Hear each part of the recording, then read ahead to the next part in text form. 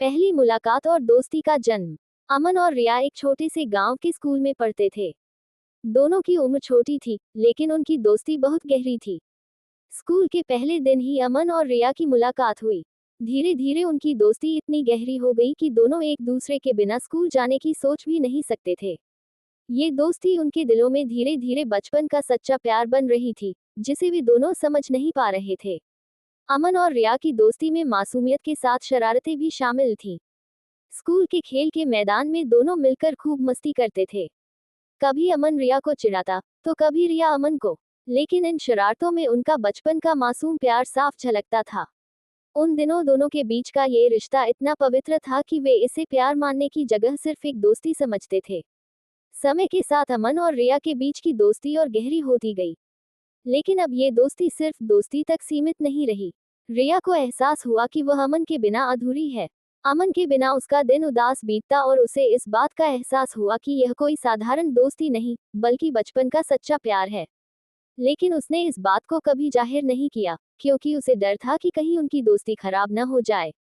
सफर में मिला जीवन साथी अमन का बदलता नजरिया अमन भी रिया के बिना बेचैन रहने लगा। वह समझ नहीं पा रहा था कि उसके दिल में यह अजीब सी भावना क्यों है। जब भी रिया उससे दूर होती, उसका दिल उदास हो जाता।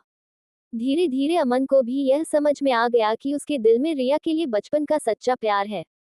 लेकिन वह भी इसे अपने दिल में छिपाए रखता था, क्योंकि उसे भी डर था कि कहीं इस बात से रिया नाराज न हो जाए।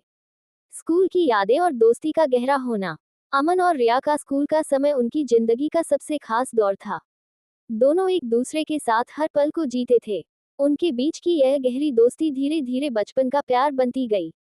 दोनों के बीच इतनी समझदारी थी कि वे बिना कुछ कहे ही एक दूसरे के दिल की बात समझ जाते थे। स्कूल की हर याद में उनका बचपन का मासूम प्यार झलकता था। जैसे जैसे वे बड़े हुए, समाज का दबाव भी बढ़ता गया। अब लोग उनकी दोस्ती पर सवाल उठाने लगे थे। उनके माता पिता भी चिंतित थे कि कहीं ये दोस्ती आगे चलकर कोई मुश्किल खड़ी न कर दे। अमन और रिया के लिए अब ये सिर्फ दोस्ती नहीं रही थी, बल्कि उनका बचपन का सच्चा प्यार था। वे दोनों जानते थे कि उनका रिश्ता किसी भी मुश्किल से टूटने वाला नहीं है, लेकिन फिर भी समाज का दबाव उन्हें परेशान करने लगा था। बिछड़ने का समय। स्कूल खत्म होने के बाद अमन और रिया को अलग अलग शहरों में पढ़ाई के लिए जाना पड़ा। ये समय उनके लिए सबसे मुश्किल था। वे जानते थे कि दूरियां उनके बचपन के प्यार को कमजोर कर सकती हैं, लेकिन उन्होंने एक दूसरे से वादा किया कि चाहे जो भी हो, वे अपने प्यार को टूटने नहीं देंगे। अमन और रिया के दिलों में एक दूसरे के लिए जो भावनाएं थी, वह किसी भी दूरी को पार कर सकती थी।